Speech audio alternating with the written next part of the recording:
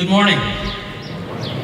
On behalf of the Salisbury School community, I would like to extend a warm welcome to all parents, siblings, grandparents, and friends who are present in the Centennial Quadrangle for this closing moment of celebration for the class of 2016.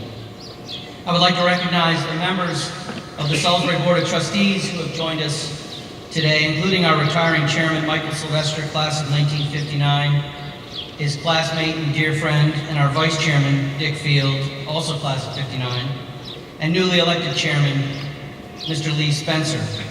Also in attendance today are trustees Dan Kane, Ashley Harrington, Adelaide Harris, Dickie Regal, Woody Rudder, and Michael's predecessor, Tony Woodruff. Welcome to all. And a tip of the cap to the weather gods. This is one of those June days where you never know. But this is my 25th year at Salisbury School, and for 24 of them, we've been right here in this quadrangle under mostly dry skies. You may feel a raindrop or two, but we're going forward.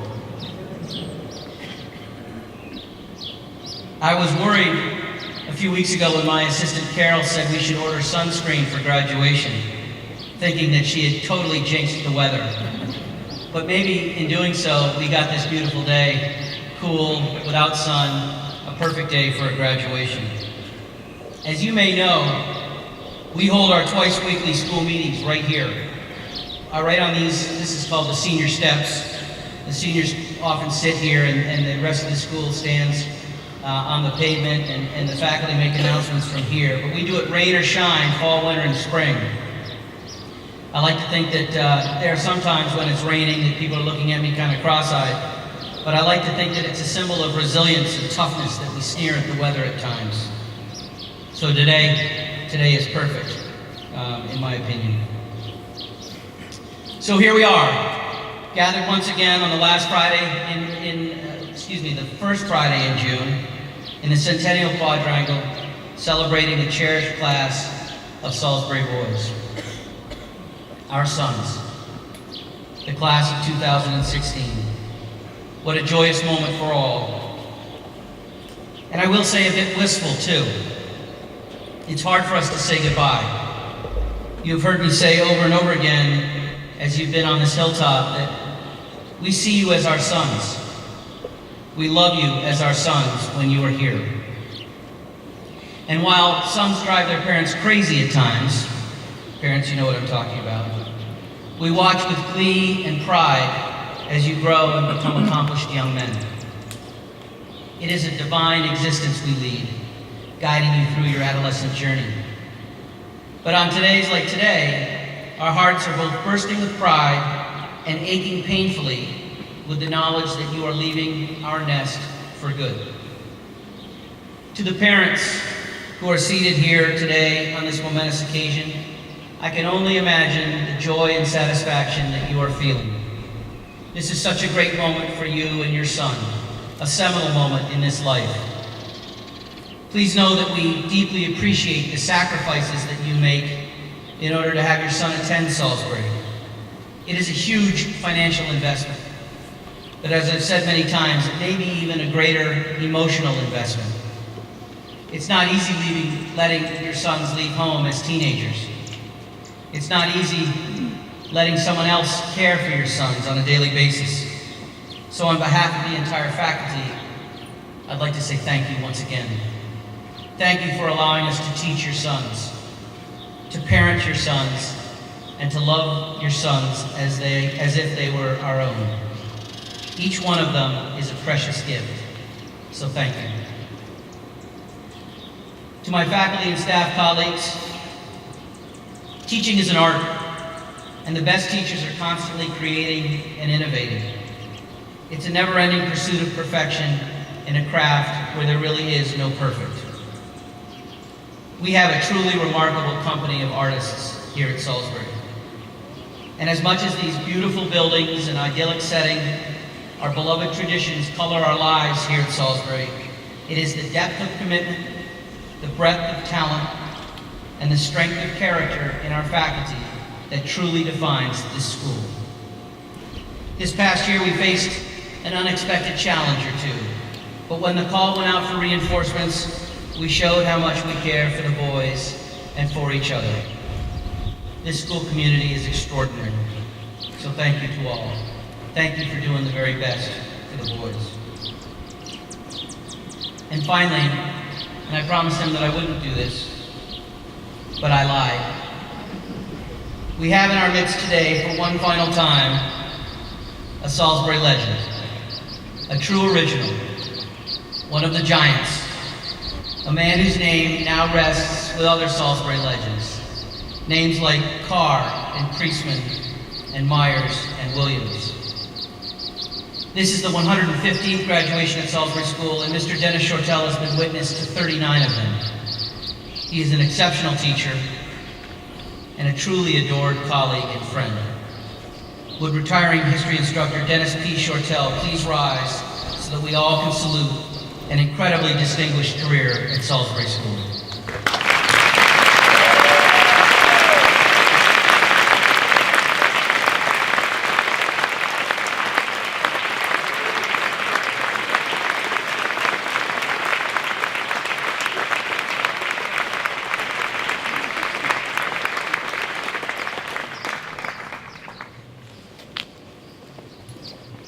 I don't know whether any of you saw that, but there's a chipmunk that wants to be a member of the graduating class running around on the podium.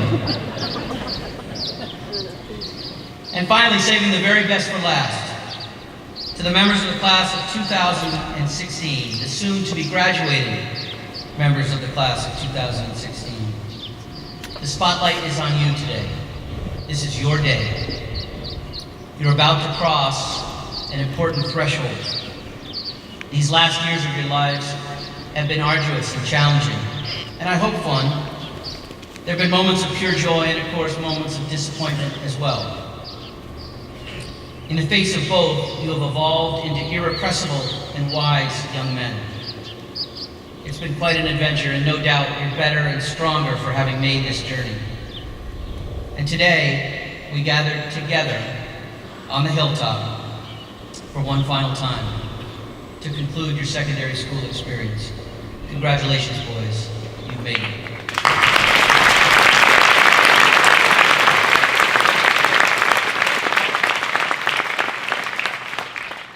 Today marks, as Reverend Hall said, today marks the 115th graduation ceremony on this hilltop. The first one presided over by Reverend George Quayle in 1901. And to celebrate the occasion, we will hear from two noted speakers, retiring trustee chairman Michael Sylvester and president of the school, Jake Hescott, who along with classmates is set to join Mr. Sylvester with the ranks of the proud Salisbury alumni body, nearly 4,000 strong. It is a long-standing Salisbury tradition to ask someone from the school's family to address the sixth form on their graduation day, and we're pleased to have Mr. Sylvester with us. In fact, 65 years ago today, on June 3rd, 1951, G. Menon Williams, Salisbury class of 1929, addressed the graduation audience in this very quadrangle.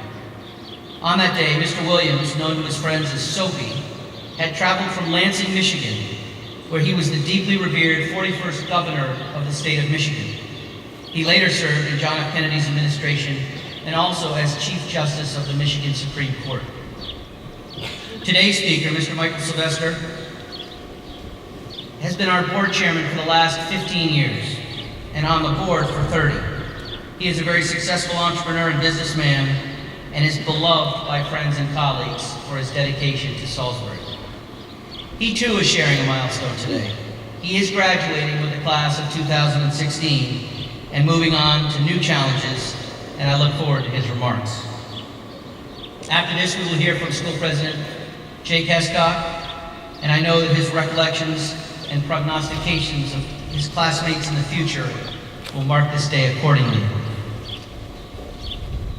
And then, lads, it will be time for you to receive the symbol of your achievement, a crimson leather binder with a graduation certificate inside. And for those of you who are anxious,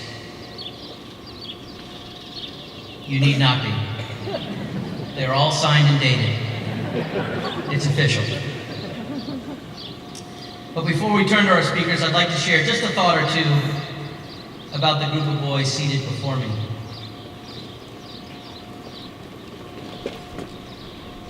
I promised you this moment would come. I know that many of you have said to me over the last few weeks, God, it took forever. But nonetheless, here we are, together for one last time. It's been a long journey since we began this journey. It's been a long time since we began this journey together.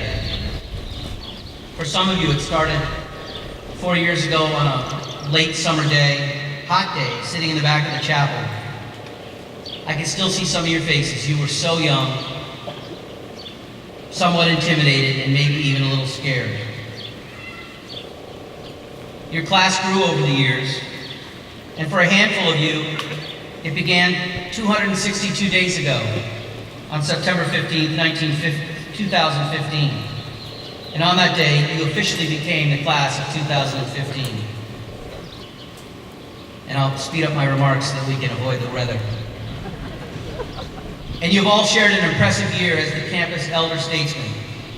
And as I said yesterday in the award ceremony, you've led in the classroom, in the dormitories, and on the athletic fields. First and foremost, scholarship has been a hallmark, with a large number of cum laude inductees. Pod, Wanjun, Anthony, Seal, Harold, Frank, Arby, Chris, and Kui and Mac. A college matriculation list that is among the best we've ever seen, underscoring your merit. You should be proud of what you've accomplished together. We're also grateful for the leadership in the residential life of this school, a dedicated group of prefects. Chris, Arby, Neil, Donald, Eric, Anthony, Huy, Ryland, Spencer, David, Frank, Charles, Jack, Torrance, and Kyle. What a solid cast and crew. We're also grateful for the boys who were the glue that kept this class together with good humor and friendship.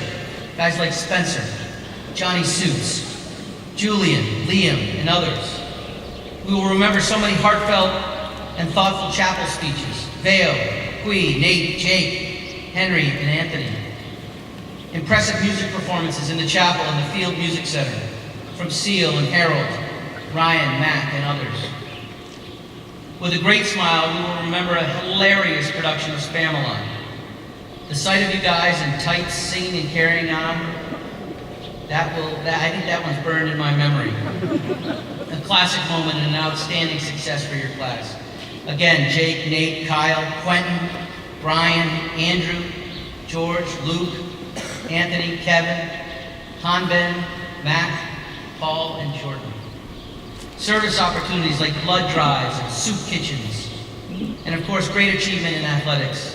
An Erickson League football title led by Paul and Harrison, Adrian, Jesse, Tyler, Jamil, Eric, Nate, Jaron, Ryan, and Kyle.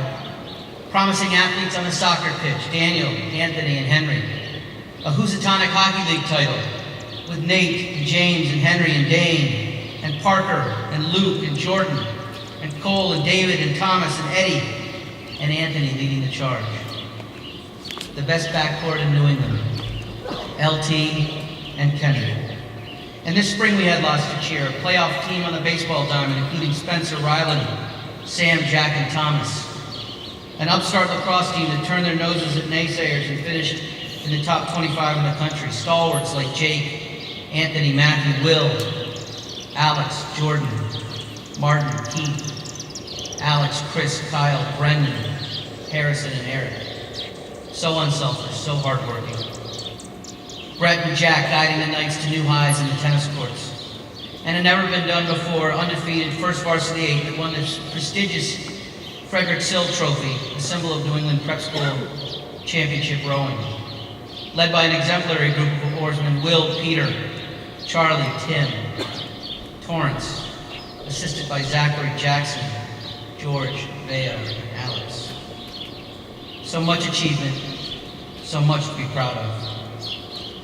And last but not least, the class of 2016 has brought a new hairstyle to the Hilltop. The man bun, also known as the top knot. My hope is that when you return for your 5th reunion, that style is just a distant, bad memory.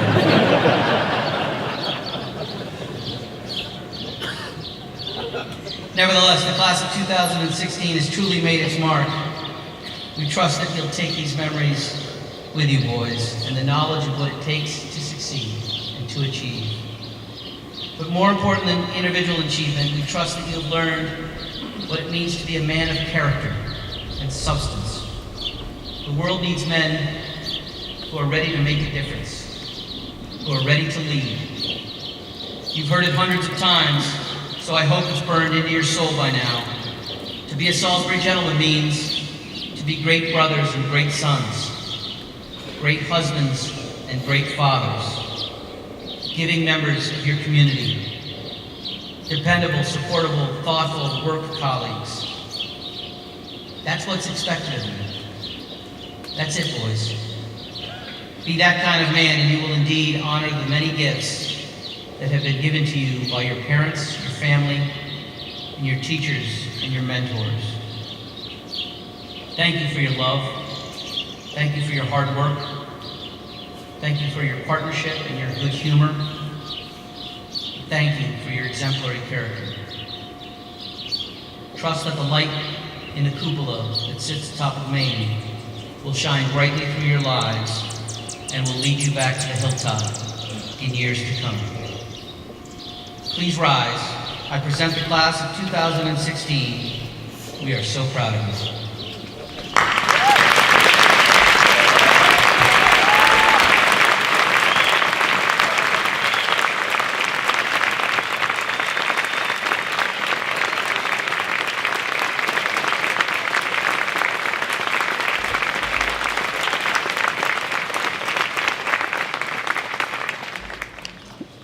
Before I turn the podium over to our speakers, I want to heed tradition and spend a few brief moments honoring and recognizing outstanding service of members of the Salisbury School's faculty and staff.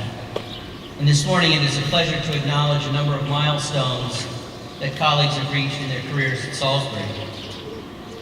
Faculty and staff members who are completing 5 years of service, please stand and be congratulated. Julia Barbado, Michael Biankowski, Nancy Cookingham, Mary Craig, Josh Dalton, Terry Duffy, Jeff May, Jesse Coulomb, Jason Pinella, Diane Ratcliffe, Mike Stanton, and Douglas Wiseman. Congratulations.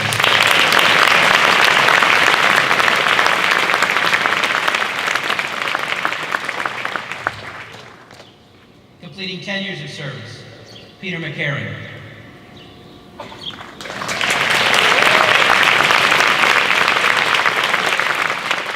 Completing 15 years of service, Bill Boyer, Carol Kopitz, Madame Delfos, and Judith Wire.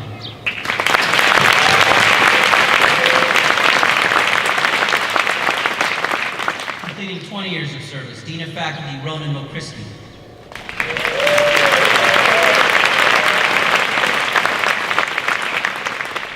Celebrating 25 years of service to Salisbury, the Mayor, Curtis Raymond.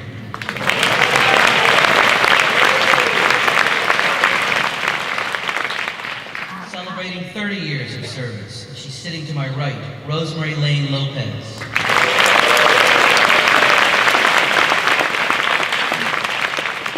And celebrating 35 years of service, Dick Curtis.